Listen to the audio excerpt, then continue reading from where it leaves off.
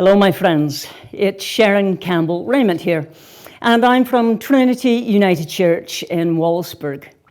Today, I hope that you are well, and my hope is that this message, that you find it encouraging, inspiring, uplifting in these challenging times. And happy Easter. We know that we aren't to be in crowds or out today, that we're supposed to be staying in. And so that makes our Easter services a wee bit unique, and that we are watching it on TV or on the computer today. And so I'd like to share with you a story about a fellow, and this was from last year's Easter story, because he's not in church today. So there was a fellow that had been in the service at church for Easter, and he came out to shake the hand of the pastor, as per usual, as he went to leave. And as he got out there, the pastor grabbed him by the hand and then pulled him in a wee bit, and he said, "Listen, son, you've got to join the army of the Lord." And the man said to him, "But Pastor, I am in the army of the Lord. I already am." And so the pastor says to him, "Well, son, how come I only see you at Christmas and at Easter?" And he says, "Well, Pastor, I'm in the secret service." Between Christmas and Easter, I have to tell you, my friends, I love Easter. Easter to me is that uplifting message of Christ risen, and that we will see our family again. So this is the message that Jesus proclaims. And we're able to know of this message. We know the end of it. All week on the Holy Week, we've been going through, and as we go day by day, and we hear about him being crucified and beaten, and we think of the horrors, but we already knew the ending. It would be kind of like going into a movie theater and you've already seen the movie, and so now the drama and all the things that are going on, the things that you should have jumped because you were afraid or different things like that, it's not quite as dramatic because you already know the ending. But I think about the people that would have walked with Jesus in his lifetime, and I got thinking about Mary Magdalene, actually. She's been called the apostle to the apostles, because in all four of the Gospels, Mary is the one that is noted that Jesus, when he was risen, came to, who said her name and was so intimate to be there and to say Mary. Mary is the one that has had a bit of a bad rap, because Pope Gregory in 1591, on September 14th, did a homily that stated that Mary Magdalene was the prostitute, which is completely wrong. Mary is the one that the 7 demons Jesus had rid for her. Now, I think about what the demons might be, and those things such as perhaps fear, envy, that jealousy, those types of things that are within us, that are deep within us, that may be stopping us from recognizing that we are children of God. And so Mary now would have been full of compassion and caring and love as she followed Jesus. Now, Mary is the one that sat at Jesus' feet and listened to him speak. You see, he taught so much in that short time, and Mary would sit at his feet and listen to every word that he said. Her sister Martha. Now, Martha, she was worried about all sorts of little things, all of the material things. Martha that day was busy making the supper, and she was busy cleaning up, and she was busy doing all of these things that really didn't matter. What mattered was that Mary was listening and hanging on every word of Christ, of Jesus. Martha was worried about what perhaps other people would say. Some of those demons that we have inside of us that become from our ego. No, Mary is the one that listened, that sat at his feet. And so I'd like to share with you a bit of a soliloquy that I read of Mary's. She says, "I am Mary Magdalene, and I have risen early this morning so that I may go to the tomb where Jesus is buried. I'm taking the oils and perfumes to be able to anoint his body." You see, we had to put him in the tomb quickly, because after his death upon the cross, we knew that the Sabbath was coming. And so when Joseph of Arimathea said that he could put him in the tomb, I went with him. But we had no time to anoint that body. And so they rolled the big stone across to keep him there. You see, I was there the whole time. I was there when Pilate washed his hands of him and said that we would crucify him. I was there as he was whipped and beaten. I was there when they put that crown of thorns upon his head and I saw the blood streaming down his face. I was there as he carried that cross, and he carried it. He carried it to the skull, to the hill where he was hung, and where I heard him say, "I'm thirsty." And when he was thirsty, they took the sponge that had the vinegar on it, and put it to his lips. And then I heard him yell, my God, why have you forsaken me?" And then the sound of victory, "It is finished." I was there. I was at the foot of the cross. And I knew that I had to go and anoint the body today. So here I am, bright and early, on the sunrise. The mist is still in the air and the dew is still on the ground.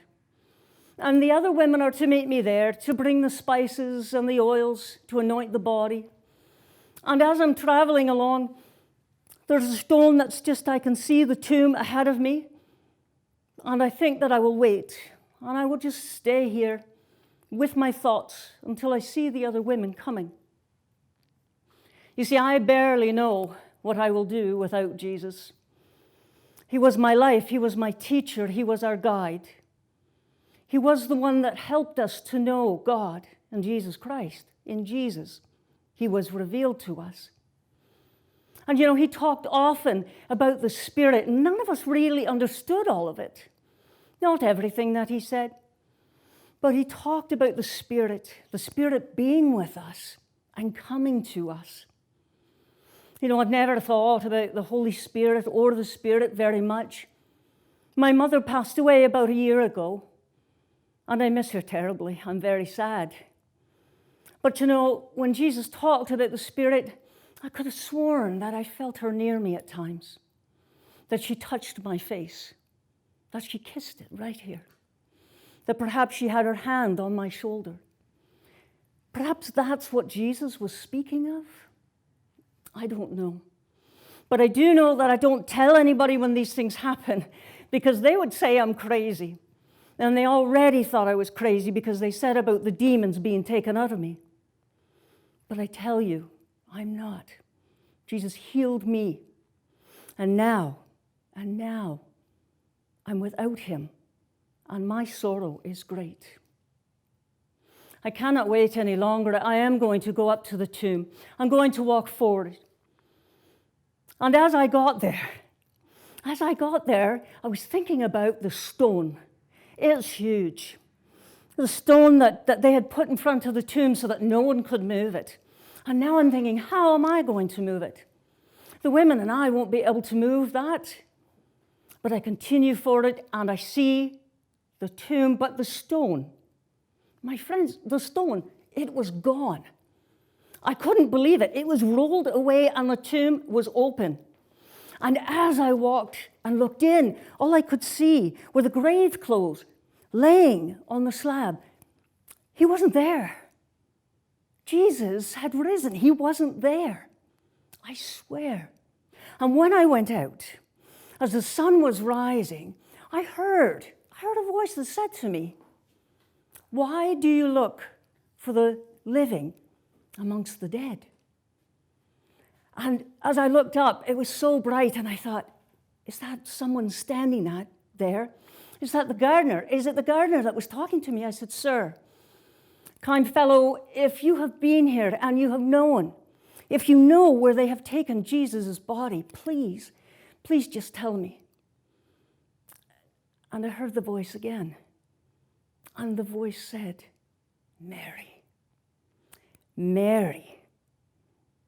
I was floored. I was so excited. I knew as I heard my name that it was Jesus, and that the figure that I saw, the bright, illuminated figure that I saw, was Jesus. He had risen. He had risen. And I said, "Rabboni." Oh, my beloved teacher. And I ran. I ran as fast as I could back to tell the disciples. I wanted to share with them that he had risen, that Jesus is not dead, that he has risen again. And when I went in there and shared that with them, I was so breathless I could barely speak.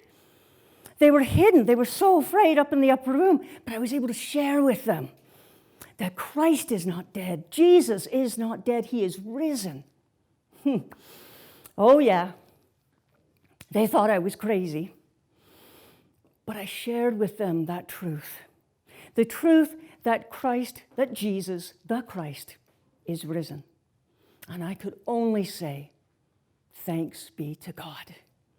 This, my friends, is what I believe is what Jesus was talking about the Spirit, the resurrection, the joy, the hope within that. Now, we think of the resurrection as having great joy that Jesus has risen, and thanks be to God for this Easter day, and that we will see our loved ones again. However, my friends, this person who was on a trip, and of course is not on a trip now because we're all staying in and staying safe with the COVID virus, but this fellow had traveled over to Jerusalem. And he and his entire family. And when he got there, as they toured around, his mother-in-law got to be very ill. And, well, unfortunately, she died in Jerusalem. So he went to the consulate and he said, the man asked, well, how can I get my mother-in-law home? How much would it cost? What can I do? How do I arrange this? And the consulate said to him, listen, for $5,000, we can get her prepared and you can take her home. For $150, you could bury your mother-in-law here. And the man said, oh, okay. Well, he pondered for a moment and then he said, well, let's do this. I'll give you a check for $5,000 and I'd like you to prepare her to be taken home. And the consulate said to him, my God, man, you must love your mother-in-law. And the man said, well, it's not really that, you see. He said, I have heard rumors that you had someone that died here and in 3 days he rose again. I can't risk that happening with my mother-in-law. Well, listen, my friends, and to my mother-in-law out there, Barb, I love you. Resurrection means that we will be able to see these people again. And when I'm talking about the resurrection and we're talking about the atonement, I like what Richard Rohr says, Father Richard Rohr. And he says, the atonement is the at-one-ment. It's us being at one, that each of us have that essence of God within us, that we, as each person throughout the world, regardless of gender, of color, of what we do, that we are one and that the essence of God is within us.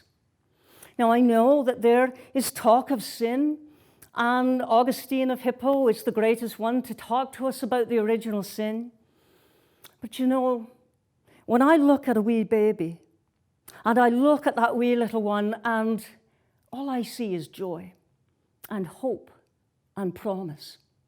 Yes, the sins of the world and everything presses in on that infant over time. And I think we forget that the essence of God is within us. But in that wee infant is precious. My niece just had a wee little baby. Well, I shouldn't call it a wee baby. Shane was a whopping 10 pounds, a beautiful little boy. Now, I have not been able to hold this baby in my arms yet, and I'm anticipating soon to be able to do this. But when I see the pictures of wee Shane, I just see the promise and the hope. And I said to my niece, why did you call him Shane? That's a beautiful name, but I don't know where you got it. And she said, Aunt Sharon, that name means gift of God. A gift of God. You see, we cannot look at that child and not see that child as a gift. And my friends, each of us is a gift of God. And we are connected in that essence. And even when we're in isolation, even when we're apart from each other, we are together in the energy of love. Now, I have to share with you that this is not the first time that I have had to be in isolation. I had a horseback riding accident a number of years ago, and I was in self-isolation. You see, I made a wee mistake of not wearing a helmet. And because of that, I had an acquired brain injury. And the acquired brain injury led me to a diagnosis under testing as completely disabled. You see, the lights were way too bright, and the sounds, well, they're still amplified. And being with people, it was very, very difficult for me. And so I would stay in my dark room. Now, I tried to do a lot of work, and this led to me, well, making the brain injury even worse. And one morning, I woke up unable to speak. And when I was able to speak again, I stuttered, and I couldn't process words. You see, I had taken the left frontal lobe, the executive functioning, right offline. And so decision-making, problem-solving, multitasking, those things became a real challenge for me. And as I started speaking again with the stuttering and not being able to put those words together, after being a pastor and being able to speak like this in front of people, I couldn't go out. I lost all my confidence. I felt very self-conscious.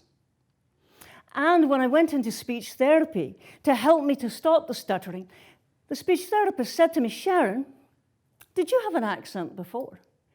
And I said, "No." And she says, "Well, you do now." So my friends, I am one of 60 people in the world that has had a traumatic brain injury and acquired a foreign accent. Yes, Campbell is my maiden name, and I say it's a wee ancestor resurrected to help me out. Now, as funny as all of that is, it gets a wee bit funnier. My husband and I went over to Scotland, and while we were there, we went to order up a bed and breakfast in Inverness. And, as I was on the phone to the woman with the bed and breakfast, I said to her, how do I get there? Could you tell us how to get there? And she says, "Well, surely, darling.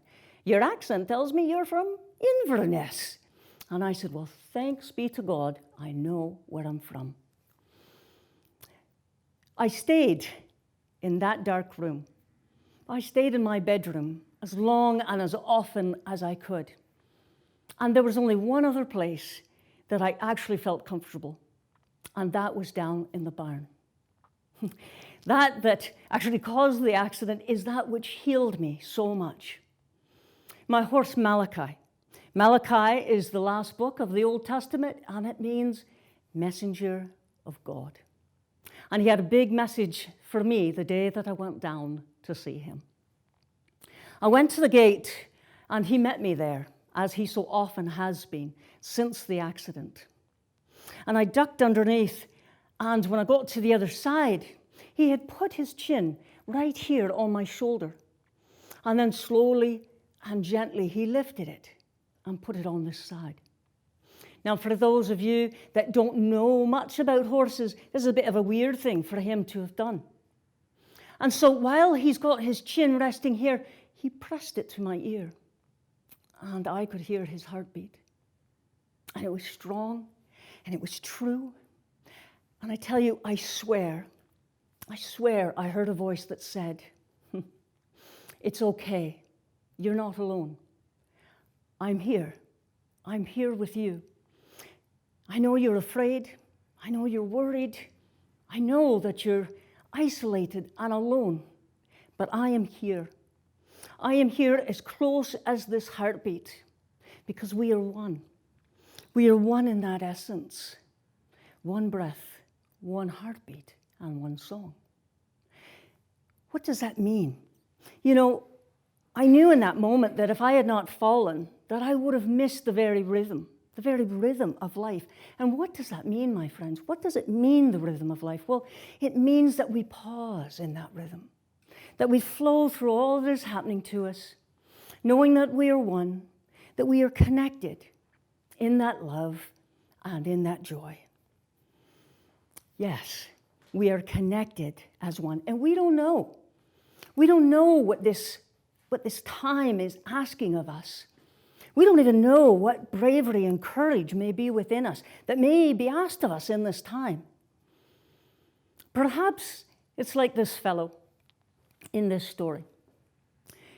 Ray Blankenship lived in Ohio, and he was standing at his kitchen, looking out the window, and he was making his breakfast. And as he looked out the window, there was a ditch reservoir at the back, a collective ditch, a wee bit of a river that was rolling. And because of the rains and the floods, it was tumultuous and the waters were roaring. And as he looked, he saw a small child that was caught in the waters and being trolled and dragged under. As he saw this, he thought, my God, only a few feet up is a huge culvert where the waters roar and drop, and that little girl surely will not make it. And so Ray went running out of his house, and he went way down to get in front of the little girl in the water. And as he got there, he dove into the water to save her. As he came back up out of the water and looked around, he ducked under and caught her by the arm and pulled her into him. Ray then, as he started to flounder around the two of them, he caught a rock. As he grabbed that rock, he held on for his dear life, and his thought was, oh, if I could just hold on until help came. Well, Ray did better than that, my friends. Ray was able to get that little girl from that rock and get onto the shore and helped her to get there. And when help arrived, they were both safe on the side of the shore. Now, Ray, on April 12th, 1989, which would be 31 years from previous, Ray received the Coast Guard Medal for his bravery, for saving that little girl. Of course, he risked his life doing this. We all would think of that as he jumped into that water. But there's something else that made the risk for Ray that much more. And that risk was that Ray didn't know how to swim. You see, we don't know what is within us. We don't know that strength that is there. We are children of God, and we have not been given fear. We've not been given the spirit of fear, but of power and love and a sound mind. And as Esther says, we just don't know what we've been prepared for. We are those children of God. There was a little girl that was sitting on her grandfather's lap, and she started touching his face. And she said to her grandfather, "Grandpa, you're so rough. My face, it's soft." She said, she touched him again. She said, "Grandpa, did God make you? Did God create you?" And the grandfather said, "Of course, darling. Of course he did. Many, many years ago, God created me." And she pondered that for a moment, and then she said, "Granddad, did God make me?" And the grandfather said, "Yes, little one, God did make you. God made you just a short time ago." And she thought of that, and then she smiled and touched his face again, and she said, "He's getting better at it, isn't he, Granddad?" Yes, within us is that essence, is that peace that surpasses all understanding, because we know that God has risen. We know that God is within us. We know that we have that strength. The cross itself, my friends, is a symbol of hope. It's not the symbol of death, but of resurrection, of rising up again. Yes, I know that we are now in isolation, and we are alone, and we're not meant to go in. We're to stay in and stay safe. And I know all you women out there, now I'm not one of them. I have 3 older sisters, and I just thought I'd say that on TV, that they're older and that they love to shop. And so the story of this woman, and it had to be before this COVID piece as well, you see, she loved to shop, and her husband was a bit exasperated about the whole thing. She had closets upon closets full of clothes. But she had gone out shopping, and she decided to purchase a new outfit. So she brought the new outfit home, and she put it in her closet before her husband could see it. The problem was she forgot to take off the price tags. And so one day she left the closet door open and her husband went by and saw the price tags. And so he picked it up and brought it down to her and said, "Look, what is this? You bought more clothes." And she said, "Oh dear, well, Satan made me do it." And he said, "Why did you not say, 'Satan, get behind me'?" And she said, "Honey, I did. He did get behind me." And he said, "Whew, girl, you look good back here too." So I had to purchase it. My friends, soon, again, we will be out shopping and visiting with people, and next Easter we will all be together in our sanctuaries and our churches, and we will be celebrating once again the risen Christ, the day of Easter in that celebration. And as I said, that cross is not meant that it's about death, it's about life, that we will see our loved ones again. And Jesus has given us that promise. When Mary saw that the stone was moved away, and even as she thought about it, you know what? What was amazing to me is that she didn't stop. She kept going. You see, that stone, behind that stone was a promise, was the promise of God. The promise of God upon that cross, revealing to us that we are one heartbeat, one breath, and one song. In Trinity United Church in Wallaceburg, and I've got to tell you, they're a great group of folks there, and we would love for you to come see us someday when all of this is behind us. But Jean Bolt created the cross for them. You see, 40 years ago, the church burned down, and they had to rebuild it anew. And so they had that hope that it would be strengthened again. And so Jean Bolt, who is a wonderful woman and a creative artist, when she put the cross up at the front of the church in the sanctuary, it was a unique cross that she created. You see, that cross in the horizontal line, it's not connected. It's in two pieces on each side. That horizontal line that represents us here on earth, the beginning of our lives, right through to every moment to the end. And the vertical line, it's not connected either. There are two separate pieces of the cross there. And Jean called it the fragmented cross. The fragmented cross of Christ. Because she said, you know, Jesus tells us that my yoke is easy and my burden is light. We're not like Christ. We're not like Jesus, meant to carry that burden with us always, to carry that cross upon our back. But there may be a piece. There may be a piece of that cross that speaks to us that we need, that healing presence, that love of God. We may take up a section of that cross to carry with us, but we are not burdened by it. For God in Jesus Christ has come that we may have life, and that we may have it abundantly. That he came to help us to live in that hope. But in the circle, in the center of that cross, in Trinity United Church, in the center of that cross is a huge circle. And a circle, my friends, has no beginning and no ending. You see, where it begins, it ends, and where it ends, it begins. And so she put this beautiful, illuminant circle there that shows what the resurrection means. That there is never anyone that is better than anyone else.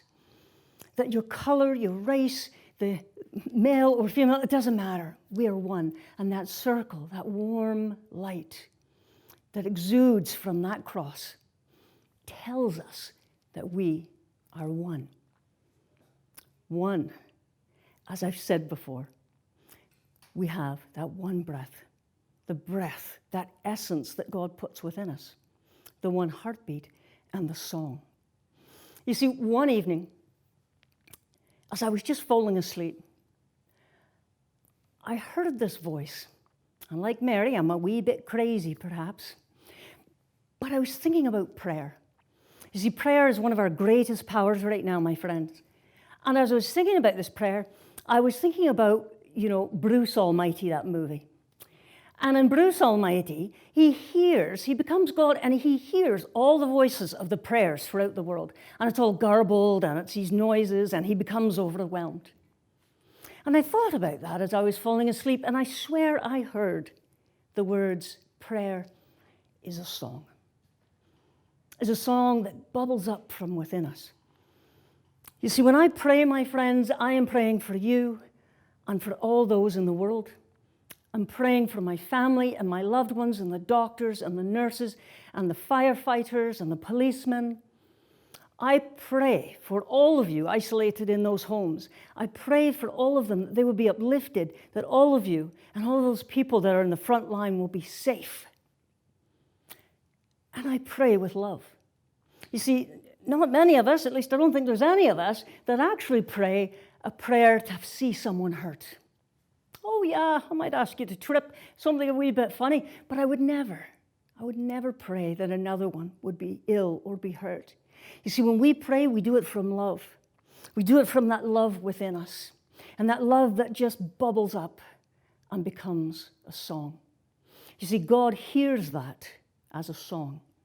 And as we pray in harmony, and that harmony raises to God, and he hears.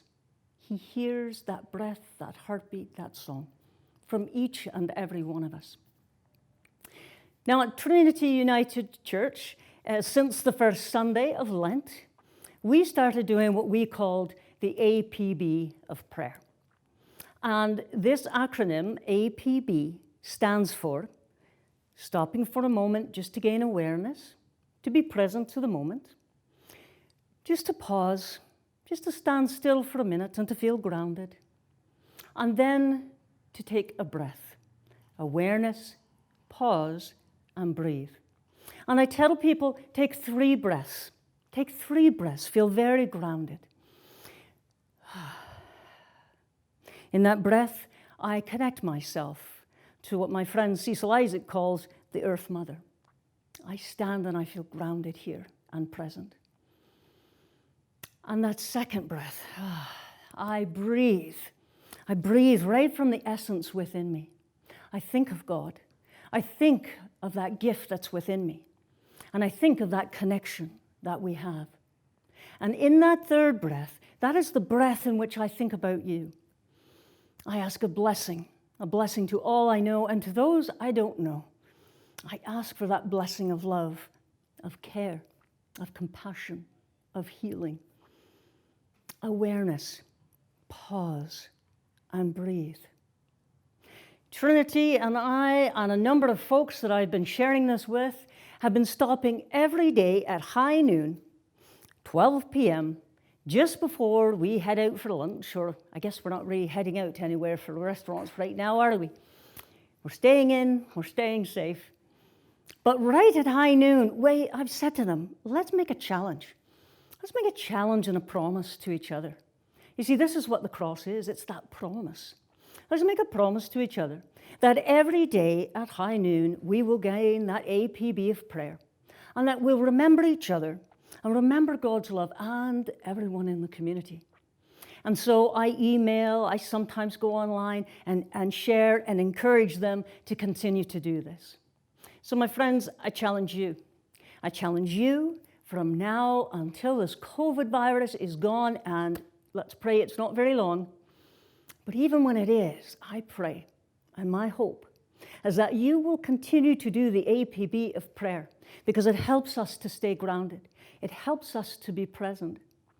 You see, before my accident, I really wasn't present to people. And that is God's greatest gift, your presence. Your presence is that gift to those you're with. You see, I would be with my girls. I have 2 girls, Megan and Michaela, who are a grand blessing to me. And as you likely already know, Doug's sitting here in the studio with me. But when I'm praying like that, when I think about that essence, I know that I in prayer have shared that with my family, with my girls, with all.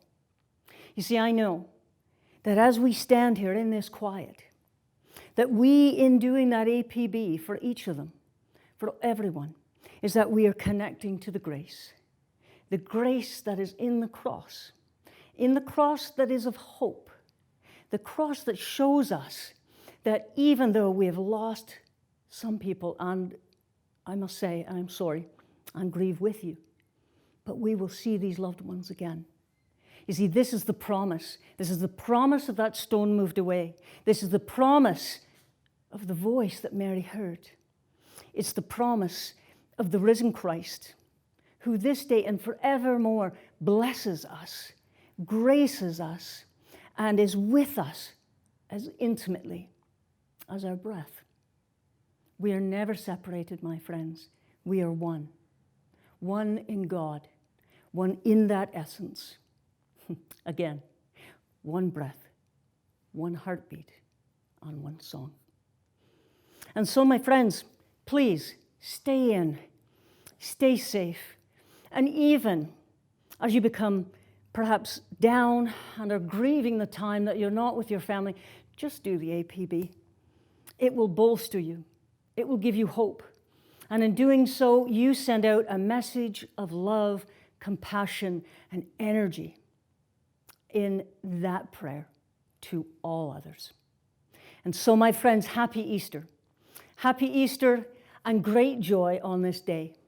And may I say, many blessings and God bless. Amen.